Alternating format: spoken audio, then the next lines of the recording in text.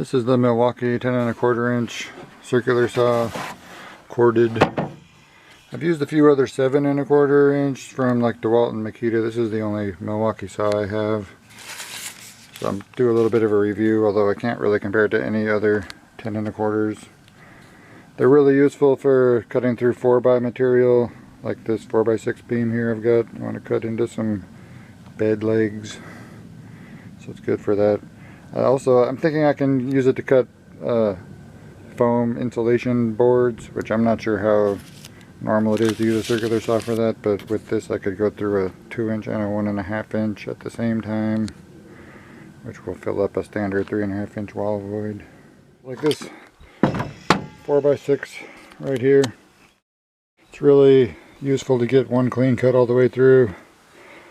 Otherwise you'll be flipping it and try to get your cuts lined up and they never quite do. So if it's important to get a clean cut or just save time, then it's nice to have this big saw.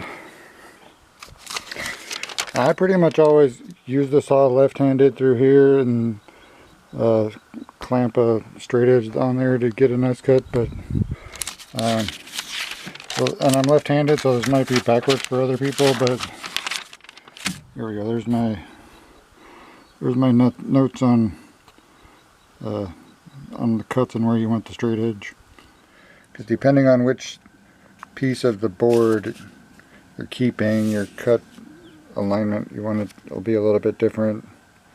Or if you do it the wrong way, you're going to be off by a cut width, which is significantly thicker than the often referenced cut hair.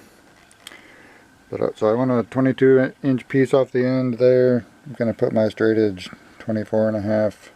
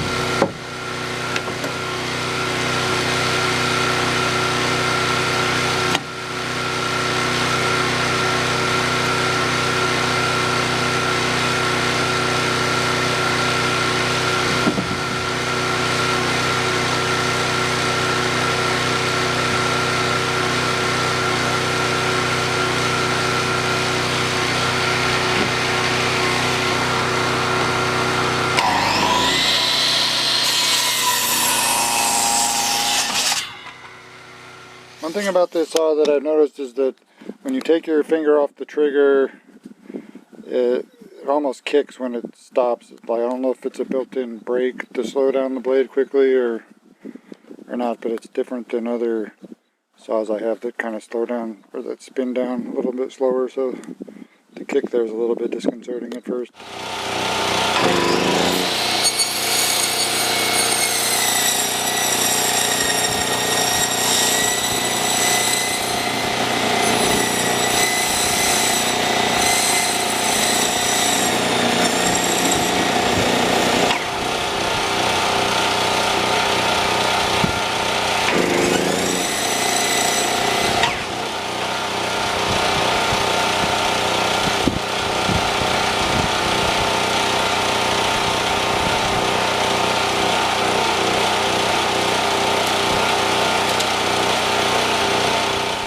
Some of the reviews I saw were complaining that it's really hard to get this saw back in the case, which I haven't had too much trouble with it. You gotta sit that part back and then make sure that the front part's seated. Although one tip that I think's definitely saved me some aggravation is just don't touch this factory twister on the power cord, and just use the tool with an extension cord, because I can definitely see having trouble trying to wrap that thing around and get it to fit inside the case.